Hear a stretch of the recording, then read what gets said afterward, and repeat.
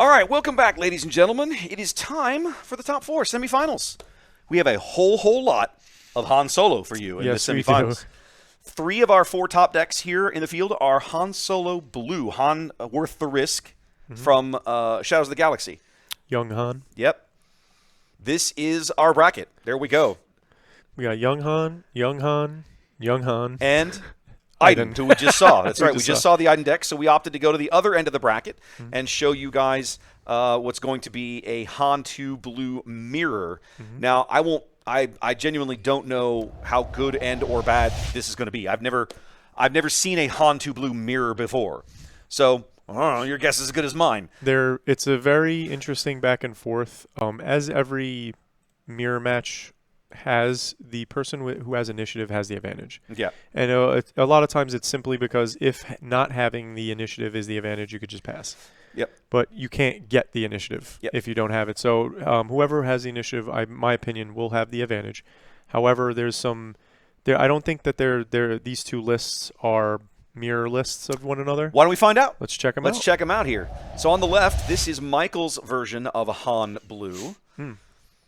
And this is what we've seen earlier. We've seen him. Yep, we saw him on stream earlier in the day. You know, we've seen his combos with Force Throw while he has Yoda, Kanan in play. We've seen his Phantom 2 play, but we've also seen other players play that turn 1 Phantom 2, get that 5-1 in space going. The combos with Red 5. The Annoyance from Village Protectors. The Aether Sprite we saw earlier, only a 1 of. I really like that card.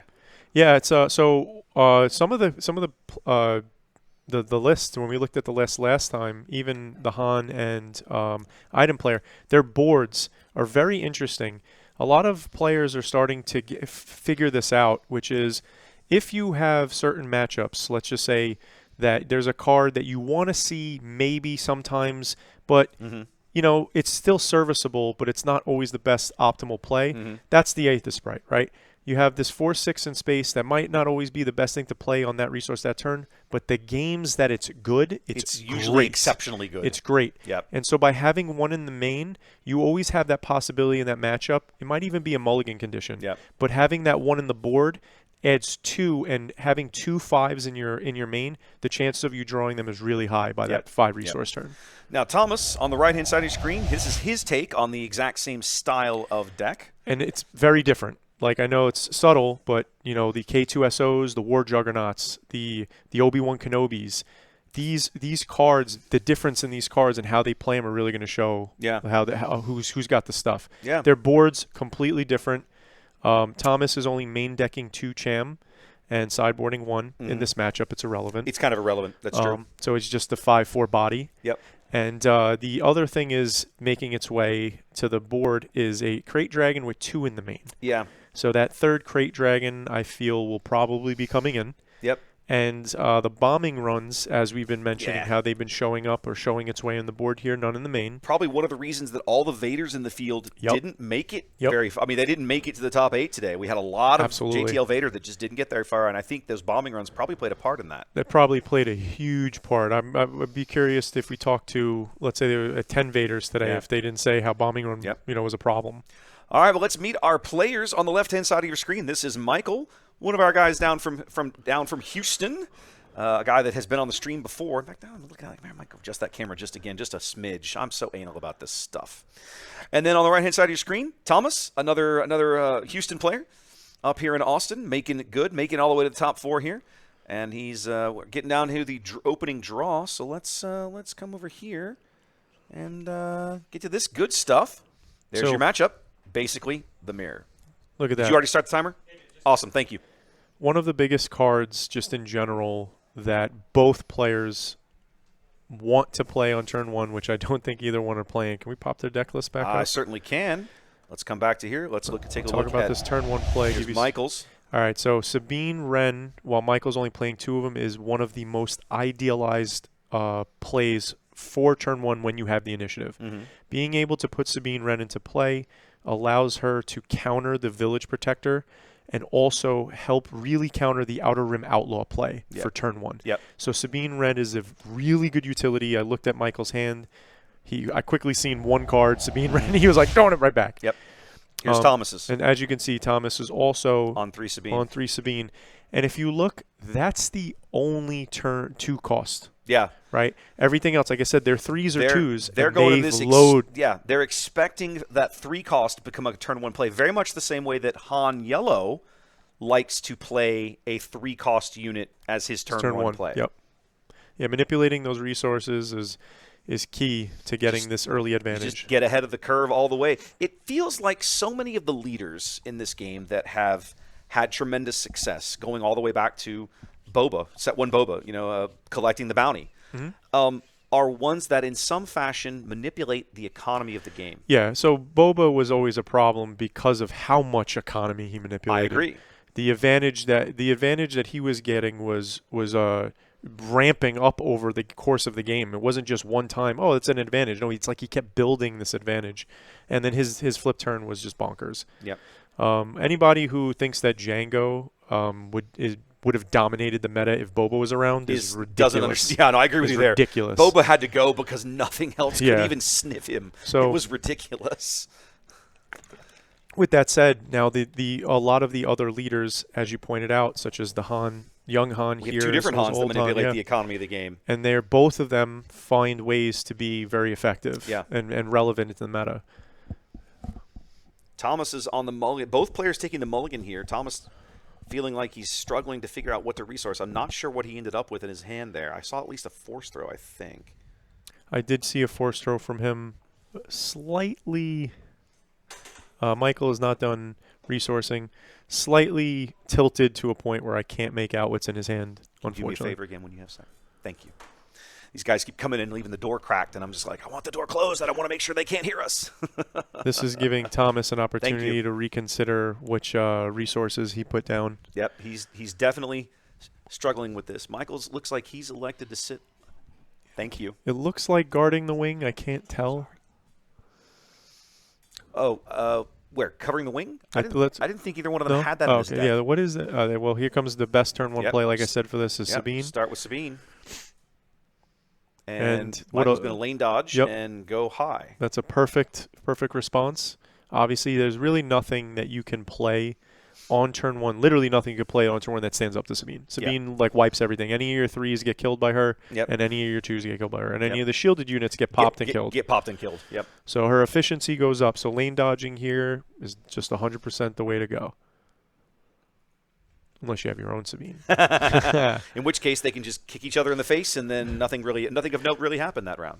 Unfortunately, their Sabine has the advantage, the attack. Because they get to it, whoever's on the button gets to make sure that they get the advantage there. All right, so opening up turn 2, simple go to base with Sabine, and then I'm assuming we're going to see the 5. I would right assume away. That goes 5 to base. Right, so now we're going to see how Thomas plans to answer the 5-1 threat in space, or if he wants to create his own threat. Okay, let's see. Get a glimpse here. Is that, I can't even tell. Is that the Muppet? That's the Muppet. Tosa? No. That's Yoda. Yoda. That was the Muppet. There you go. But he got open fired. And then he drew a card. Yep. He got played, and then he got murdered. So Yoda seemed to do literally what he does. He comes into play, he puts a target on himself, your opponent kills it, and you draw a card. You draw a card, yep. And you feel good about it. and you move on, hoping your life goes better than that round. You start the turn, how many cards in hand? And then you say 3, they say 3. How many cards in? You say 4, they say 2, you feel good. Truth be told, if I'm Michael, I'm really happy with that round because it meant the Yoda being played meant that you didn't have anything to challenge my 5 damage unit in space. Right. Which means that I'm 2 damage ahead. I'm about to go to 4 damage ahead. It also means you can't enable Force Throw. And the Phantom only having 1 health means anything that gets thrown kills it. Kills it, correct. And I can't, the glare's back. Oh, it's the same unit. He just played another one. Another Yoda. Yep, he had another one. He's desperately trying. He's trying to get that force throw turned on. There's the Poe coming in a little early with Han's ability. And there's the force throw. So we're gonna use. Yep. So exactly what he said. He played the force throw immediately. It's less than 4. Kill the guy in space. Kill it. It's dead. Kill the guy in space. Yep. If it's 4 or more, we're going to kill Poe. And Yep. obviously, you're not. If you don't have to, you're not going to discard the 4. That does allow Michael to claim, Mm-hmm. so he'll be able to continue pushing damage here if he wants to. Now the question is that how does Michael use the Poe that's damaged on this board state to get an advantage? So it would have to be going to base for that regard if he decides to attack. And Yoda and Sabine, let's say to trade. If Yoda or Sabine trade back, he'll draw the card. He's actually ahead. Yeah, he's a little ahead here already, and he could just push hard and go way ahead if he wants to discard a card, but I don't know that I would in his shoes. Oh, I meant Thomas is ahead right now. Oh, So Thomas is well ahead of Michael. In terms of board state? He has more cards in his hand. He has more cards in play. Michael is much more limited in in his play lines right now. Now this other force throw is further limiting Michael's options. And then again, if he attacks into Poe at Yoda, he's going to draw another card. Right. It's like the card advantage he's amassing is becoming pretty significant. Yep. Now the question is, how does he finish Poe, and how does he plan to create a unique board state against Han? He has 2 different ways he can finish Poe off. Sabine could just off him for free. That was a brilliant play. That was beautiful. Okay. Record's just going to blow up Yoda. Yep. I think that Thomas passed on the prior action. I don't exactly know why. No, he played a force throw and got the red 5, then which he put 3 more damage okay, on so then Poe. it was Michael's turn. Yep, and then the record came in, and then now he uses Sabine to go ahead and clear the Poe. And clear the Poe. And then we have then Fell the Dragon for Wrecker. Which he drew, by the way. I don't think of he the had Yoda, it. I think he drew it off the Yoda. I think so too. I don't remember seeing that in his hand earlier in the round. So now Michael blew up a resource to kill Yoda. Now he's even behind on resources.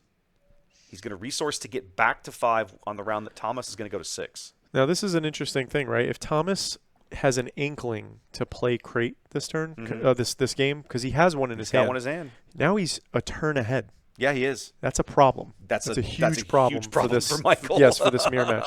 So Michael, after blowing up the resource, he has to go to base and close out the game. He can't let this go on longer because being a resource down, I really think Crate Dragon will be the X factor. Yeah. I mean, if you're playing Han 2, the crates are there. I mean, you don't have to look at the deck list to know there's at least 2 in each deck, right? I would say I would always go with 1 main minimum. Yep. And then I would expect 2. I missed it last round, but Thomas did deploy his leader. Mm-hmm. That was where that last 3 damage snuck through. Sabine's going to swing in for 3. Han's going to swing in for 3. And then I'm presuming that we're going to see 3 more coming out of leader Han here as well. Like, I'm not sure why you wouldn't. So I'm looking at Thomas's hand, and he's playing the Red Squadron. Yeah, X-Wing. I love that card. That's a great card. I think specifically with Anakin, and in this case Han, I think it has a ton of great synergy to draw that extra card or play as the 3/4. Oh, Cham catches him back up. They just we have to destroy in the resource. Yeah. I eat my own words. That is 100% true. And now Michael's back on par. We talked about Cham not being relevant in this matchup, but clearly Michael has just proven us to be liars. Because he's relevant every matchup if you could do that, right? If you could blow up the resource and do that. He's going to get open fired here, though, which feels bad. But the win play does at least catch Michael back up to 6. Both players now will headed to the 7 resource round. Chad asking in chat if anybody from Houston made the top cut. We've got 2 Houston players on camera right now, so I'm going to go with yes. I'm going to go with yes. Thomas says. In fact, I can guarantee we're going to have a Houstonian in the final. One of these 2 gentlemen will be in the finals. Yes. Yeah. The other thing where I was saying about how Thomas was ahead because he had the cards in his hand with the draws from Yoda. Mm-hmm. Having cards in your hand is extremely relevant for the Hammerhead. Yes. And right now that's where the decision making is coming to play. Because he's got one in his hand. Yeah. So it's like, what do I want to do with the 3 cards? I'm going to draw 2. Like, now what do I do? I can't finish anything off right now, but he has to plan for that next turn. It's your deck. What is my deck play right now that I need to answer? Yep. And that's what's going on through his head. And especially if he kicks himself not remembering what the differences in their list are, right?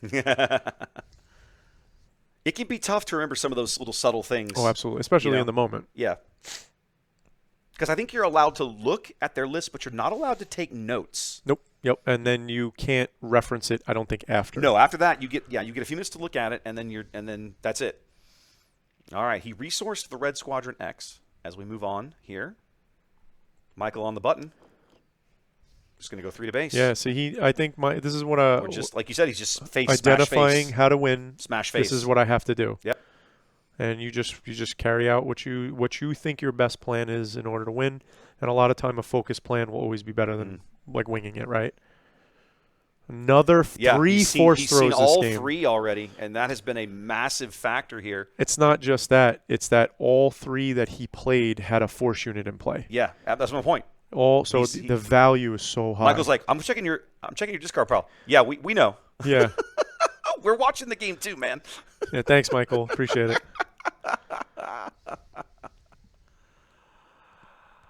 Good old Luke. Now the question is can Thomas follow this up? And we know what's in his hand. How does the Rebellious Hammerhead do it? He could play the Rebellious Hammerhead and kill Han. He could easily clear Han Leader off the board for sure. He can't answer. He has no answer for the Luke here without just attacking directly into it. He could kill it by literally trading his board for it. Because that's not his. Oh, this Kanan died. My apologies. Died. He's okay, so he can't. Who is that in play? That's the leader. That's his Han Leader. Okay. That's why the reason the glare is so bad. Yeah, it's the hard case. It's the hard case. Yeah, it's the Han Leader. So he's got a 3/6 and a 2/3 and the Hammerhead, and the Hammerhead's not going to kill. Well, Hammerhead's going to deal 1 when he plays it. So if he wanted to, he could play the Hammerhead, deal 1 to Han, bring him to 5, then ping it with Sabine to ping it off. Yeah. Instead, he's gonna smash into Luke here with Sabine, smash into Luke here with Han, then play the Hammerhead, and then play the Hammerhead to finish it off. Yes. Yep. This is a great play. Probably all he's got, but I think it's not a bad way to engineer the result he needs. And he has the bigger threat. He has the 5/7 in space versus the 3/6. The damage on the base, that 7 difference is there. He is being threatened. Han putting him to 25, 5 life left. Michael not resourcing here. That's interesting to me. Thomas does resource here. That tells me that Michael doesn't have the crate. Yeah, I agree. Because this would be the round to be on the button on the ground the 8 resource round when you're going to throw a crate on the board, and this would be the time to have it, but he doesn't. He has a crate and a Luke in his hand. His hand is actually very good. Oh, you're talking about Thomas? Yes. Yes. Yeah. We have no idea what Michael has. He keeps his. Oh, it looks like I think I saw. He has 2 blue cards. Okay. So there's Luke going to clear up his leader.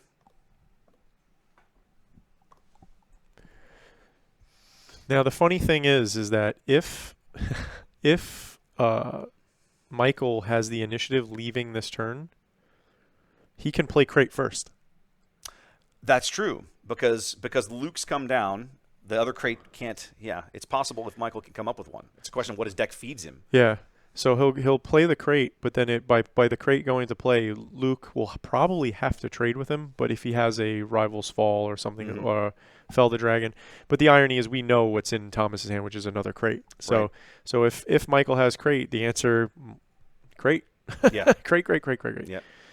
So we're going to see what's going on here. Michael thinking about smuggling something. I have to believe he's got a Cassian down there, but I don't know.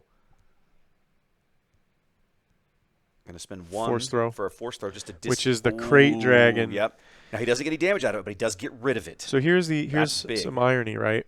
I personally wouldn't have played the force throw now because he has a Yoda.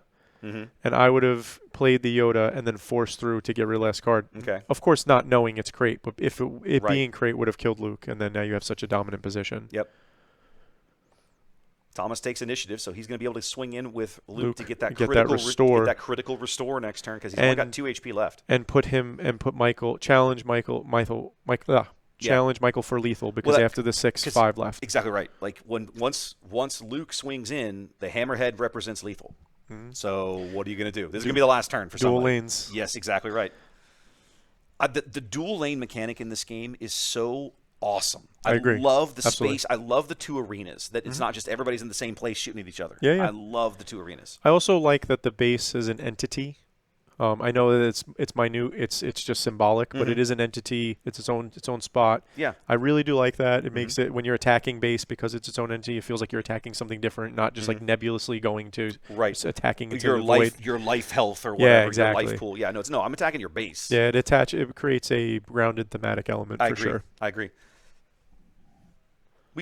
We spend a lot of time gushing during like bored moments on the stream. I don't say bored, but just in moments about the design of the game. Yep. But it's one of the reasons that I'm still that I keep coming back. Yeah. Like it's so good. I to be fully transparent, I actually am not a big Star Wars fan overall. Okay. Like Knights of the Republic, absolutely love it. If it wasn't for that, I wouldn't be into Star Wars. Oh, the old BioWare Yeah. KOTOR game. Yes, KOTOR was like, if it wasn't for that, I wouldn't Such be a into great Star game. Wars. Just in general, like it pulled me into the universe, and then I watched the movies as an adult. I like games, and I really like this game. It's very well designed. Yeah, and the thematic elements are enhancers for me. I noticed them. Yep. I really enjoyed a lot of, like, all of us as a big group, we kind of like tried to call out like all the stuff we seen in set 1 that was thematic elements that was really clever design. Michael's got a Yoda and a Hammerhead. I don't think he's got the units. Yeah, he doesn't have it here, so he's just going to scoop it up and let's move on. Yeah, the Hammerhead's lethal. Yep. He doesn't have a way to kill the Hammerhead, and so there we go. So it's sideboard time here. Yep. We haven't played an ad roll in a while. Let's give ourselves a small break, guys. I'm going to play a quick ad, and we'll be back in a couple of minutes while these guys do their sideboarding. Welcome in, everyone. Thanks for being here. One of the most common questions I get is, how can I support what you're doing with live event coverage of Star Wars Unlimited? Luckily, there are lots of ways, and not all of them actually cost anything. For starters, if you're tuned in on YouTube, throw the live stream a like and subscribe to the channel. A couple of simple clicks, and you'll have helped YouTube's algorithm put more of my Star Wars Unlimited content in front of people who might be interested. If you're tuned in on Twitch, simply throw me a follow. Both of these things won't cost you a cent and actually help a lot more than you think. If you're an Amazon Prime member, you might be able to support me on Twitch with only a few clicks. Once you've linked your Amazon account to Twitch, check the QR code on the screen for help doing that. You can use your Prime subscription to me on Twitch. It's already included in your Amazon Prime membership and costs you nothing additional out of pocket. Similarly, over on YouTube, you can use the Super Chat functionality. Just click the little dollar bill looking icon on the bottom right corner of the screen below the chat window. This is sort of like a tip, right? You can choose a dollar amount on a little scrolling bar and it highlights your chat message simultaneously. If you're interested in helping ensure these kinds of high quality Star Wars Unlimited tournament streams continue well into the future, I would also ask you to check out my Patreon over at patreon.com/craptor. QR code on the screen will take you there. I have 4 tiers of support that each come with various benefits, up to and including the embroidered polo shirts you see the team and I wearing on the stream when we cover events. For the cost of only a single booster pack per month, you can support these kinds of productions and get some really fun perks along the way. Whether you choose to pitch in and help keep us on the air or not, thanks for being here. We love Star Wars Unlimited, we love the community, and we look forward to showcasing more of both in the future.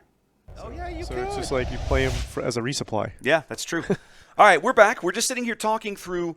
We're talking. Watch these guys sideboards. You wanted to talk about sideboarding decisions, so let's again start with on the left. Yeah. Let's look through that real briefly. I'm sure we were talking about. I'm sure this third crate's coming in. Yes, and the redemption. Yeah. I think Fell the Dragon, Crate, Redemption are the obvious ones. Direct hit, prob not. Probably not. Bombing run maybe, but prob not. Probably not.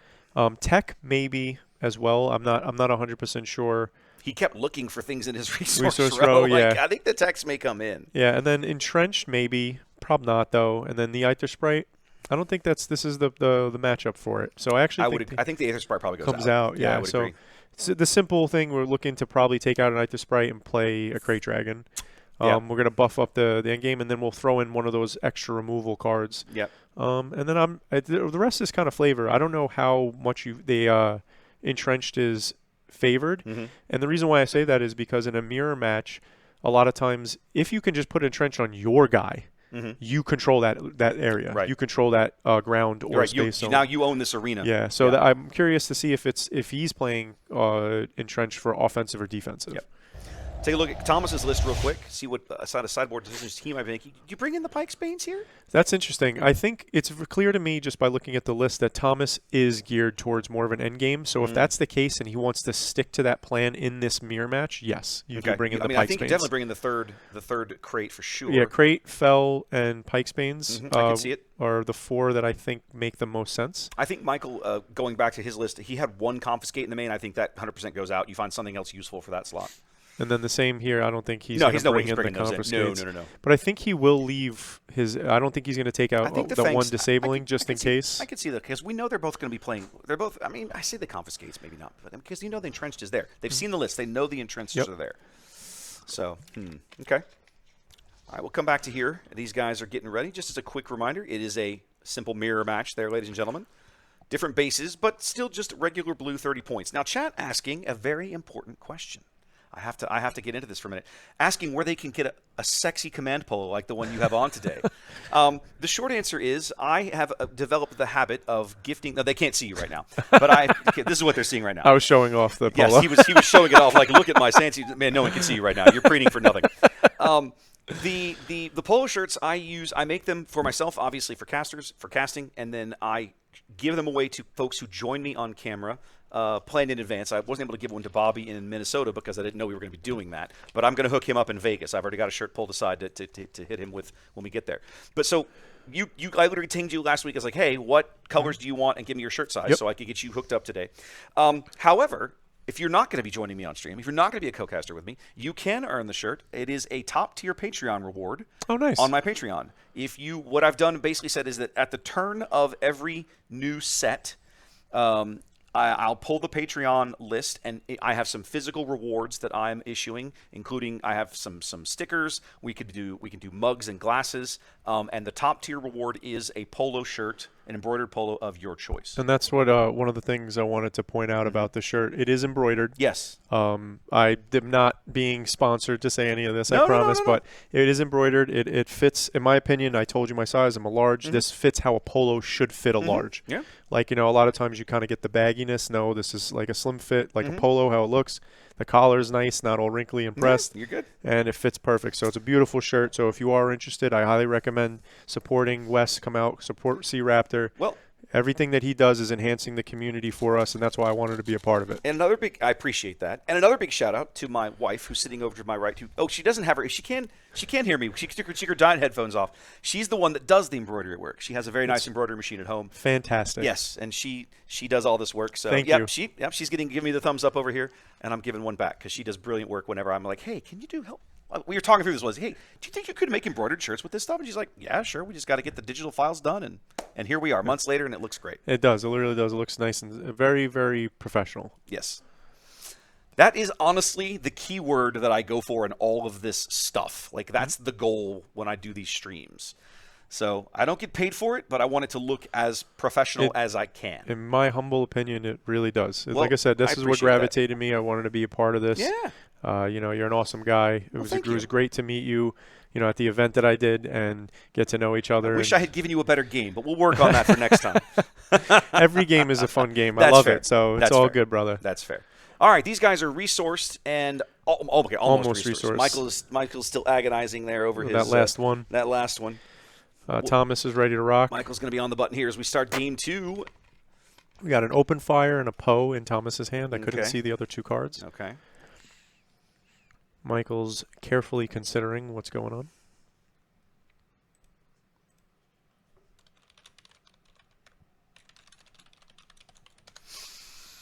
Yep, Michael. First game, it was Thomas that was agonizing over that second resource decision. This game, it's Michael. He's just like, oh, what do I do? What do I do? And there it is. What I love about it is that resource decision is so incredibly critical. Very early on in the game, red 5. which is in this matchup specifically, this is even better. If you're trying to cheat stuff in and being on the initiative, right here is a great example. You cheated this guy in. He comes in with a play with a shield. I'm going to attack, pop that shield because it's damaged. Damaged, exactly right. So, yeah, red 5, great synergy with this deck. And you said it before about the agonizing the resource. I actually think that that's for a lot of people who are trying to get better at the game. one of the biggest things is learning the proper way to resource, so you're not resourcing your outs on how to win. Well, and just getting good at it is so difficult. Yeah. And how many times today have we seen people who have, that's a great answer to that shielded unit. Oh, now Sabine can kill it for free. Yeah, for free. Ooh. So now, one of the things I think Michael is really good at, because I watched the Han game as well when he was at the finalist last time. Last time. Sorry, this is the second time he's made it to the top 4 of an Austin with PQ Han. with Han. Just different Hans. Different Hans. That's a good point. Different Hans. But specifically, I think that one of the strengths that Michael has is he understands kind of like the sequencing pressure. So this is a great example. By attacking with the red 3, he popped the shield off, but then he played Sabine. Now, whatever his opponent plays, he can claim and then get the free kill. Yep. That's him understanding when to play these things is what makes Michael such a good player. Now, in order to get this free kill, he's going to give up 3 base damage. Do you think it's still the right play? Absolutely. Okay. Well, actually, let me rephrase. It depends. So if Michael really wants to be the aggressor, no. Then the base damage is more important. If he's going to maybe pull back a smidge and try to play a little control-y, which red-blue hero can do. Yeah. Okay. But I think also Michael is well aware of looking at their lists that Thomas has the better top end. Okay. Thomas is gearing towards a late game so I think that plays a huge factor. But also, by trading the 3 base damage, you still keep the Sabine in play. And if it's not answered, you're getting 3 base damage. Yep. Okay. So he does go for the free kill here. Sabine's on attack ability, offing the Outer Rim Outlaws that had 2 damage, and Thomas is going to answer with a Poe. And now this is the response to understanding the sequencing perfect and everything. You're going to play all that stuff. I'm going to put a big guy out. He left the Ether Sprites in, actually. Yep. Ether Sprite came in. Interesting. It's just the one of it. Just the deck, one. But it comes in as a 4/4 that pings other space units when it attacks. It has to be space unit that it pings. That's going to give him the opportunity to possibly push a lot of pressure in the space arena because that's going to be ready. There's nothing there that can attack it right away. And as soon as something drops, he can just start hitting it. And if Thomas plays anything into space and damages it, it's that much closer to being killed. It's that much easier to kill it. Exactly right. And we know both of them are playing some way to play direct damage from the hand, open fire, force throws. So there is ways to clean things up. And it is in force throw. It is in open fire range right now. Luke, Poe, force throw, and I can't make out that last card for Thomas. No idea what's in Michael's hand. Those guys. I tell these. Cham. Okay. I always tell the signage I have on the table tells players that if you play with your hand over anything played over the edge of the mat, we will see it. So Michael has been playing with his hand back off the edge. And there's a lap. Yeah. So whether that's intentional or not, but it does mean that we cannot can't see his hand. Okay, so we're going to push 6 to base here. Not going to discard a card to activate Poe's ability.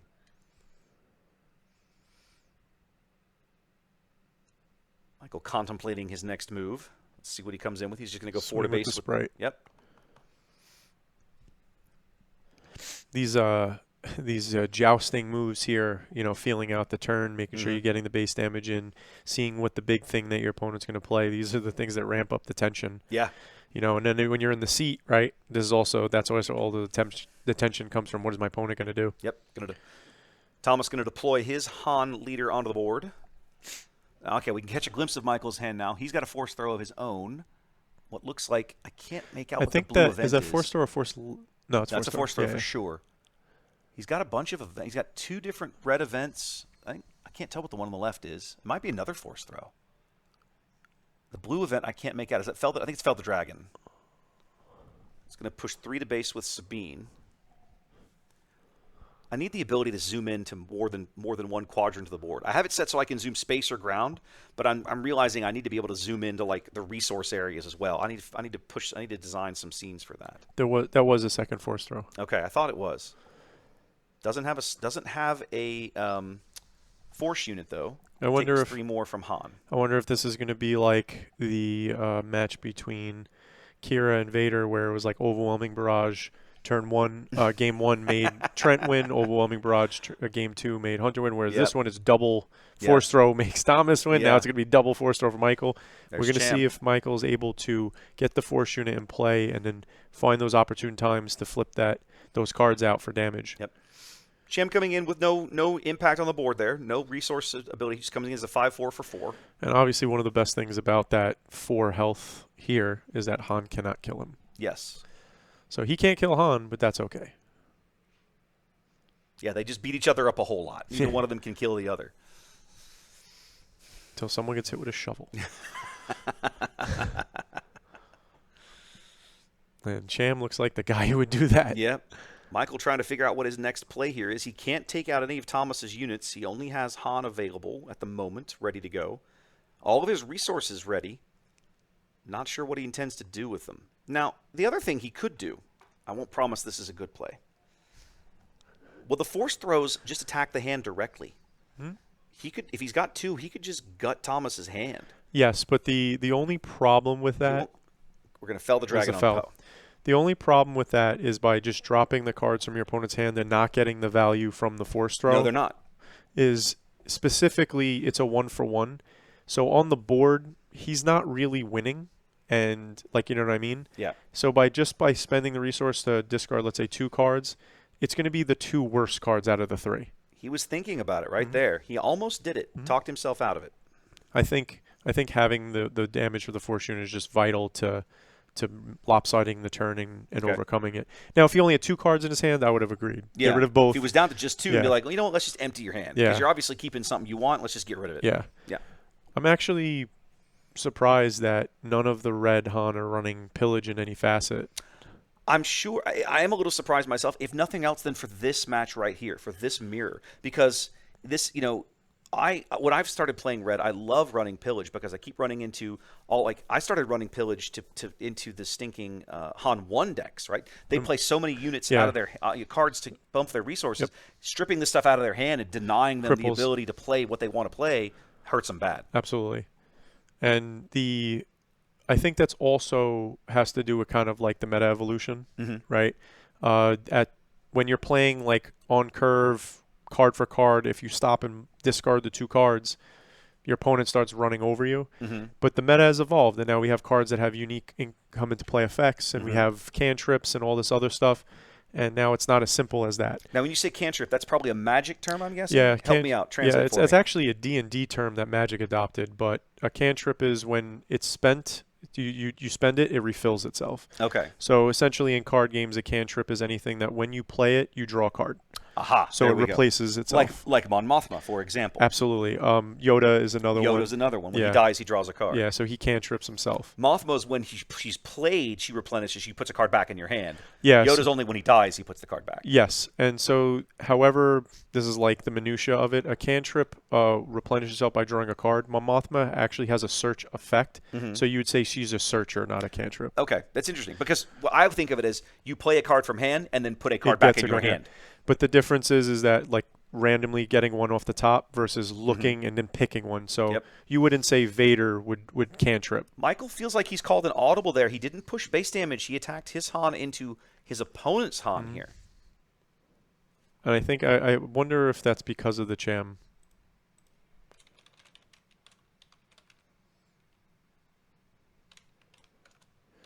Because if he goes to base for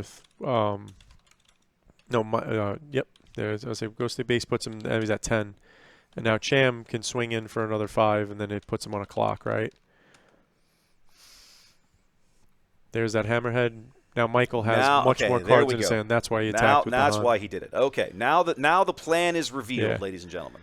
And now that he spent his resources, Thomas could spend his, and then this is one of those times where Luke coming out a turn early would have been big, but he can't. He can't? Han's dead. Yes, Han's exhausted. Dead. Can't use Han his ability. Han can't use his ability. Yep. So now he just played Poe. He's going to hard cast Poe. Gosh, what a horrible consolation prize that is. I will say that's interesting to think because then before he played the Hammerhead, he could have just played. He could have played Luke while Han was just still on Han. the board. He could have, yes. Yeah. I didn't realize Michael was down to 20. He's got 20 damage on there. There we go. That's what I was saying. Cham is like a 2-turn clock. That 5 is so good. Thomas showing lethal here. Yeah, with Poe. Michael needs some kind of out here to find a way to clear this ground arena. He does take the initiative, which he basically has to try to dig for an answer. He still doesn't have a force unit down. Those force throws he's been holding are not getting him any value in that regard right now. That's the risk, right? You play the 1-cost card that requires the force unit. You know, this is a deck. All the stuff that we've now seen the full list for the next set. This is a deck that's going to get even better. Oh, absolutely. Even better next set. So the Hans in general are pretty future-proof. Yes. There's not a set that will come out that will punish you for manipulating resources. Or punish you for playing cards ahead of the curve. Yeah. That's silly. It just won't happen. It just won't happen. Exactly. So they're pretty future-proof in that regard. They're not tribal bound. Right. And with the – I wish they would just have – instead of banning DJ, just errata Han. I don't even mean it as a big deal. They already knew because of Lando that they didn't want the resources that you don't own manipulated, and they worded it right there. Yeah. Just print an updated Han and put him as a boost in the leader slot in a new booster in the new set, and it erratas it, and everybody gets it for free. No problem. Easy peasy. But instead they went the full mile and they were like, let's just get rid of DJ. Yeah, which I mean, I guess I know why they did it, and I personally agree with it because DJ was the problem with DJ was he was holding down 6+ cost leaders. Yes, his existence in the environment and the way that mechanic and interaction worked only because of how Han was worded. I agree, but it meant that if you played a 6+ cost leader and you got paired up against a Han 1. There was a non-zero chance that your leader would never deploy in that game. So that's why if you change the Han wording, that doesn't happen anymore. That's fair. So that's specifically why. That's fair. I just felt like they already knew it was a mistake. That's why they did Orlando. Yeah. And we're not talking about something drastic. We're talking about 2 words being swapped on the card, and you could reprint it for free in a new set. You know the most terrifying thing that I heard recently? I forget what stream this was set on. Okay, Michael's coming in for 6 with his own Luke. Yeah, there's that Luke. Okay, so we're going to go -3/-3 on Poe, and he is going to cast that Luke. He's spending 6, so he must be doing it. Shouldn't that Luke have damage? Doesn't Luke cost 7? Yes, Luke does cost 7. Okay, he spent 6. And he has 1 open. Is that his resource or is that his hand? That's his resource. His hand is still in his hand. He's reaching for the damage now to damage Luke. Luke should have 2 damage on him, I hope. Yeah, I think that's... I'm going to let them know real quick. It might not matter, of course, but it's still, for posterity's sake, it is wrong right now. It is technically incorrect, so I'll let them know and see if they can fix it. Anyway, so there's 5 to base from Cham. So Michael down to what could be his last action here. He's got to have an answer for this Poe.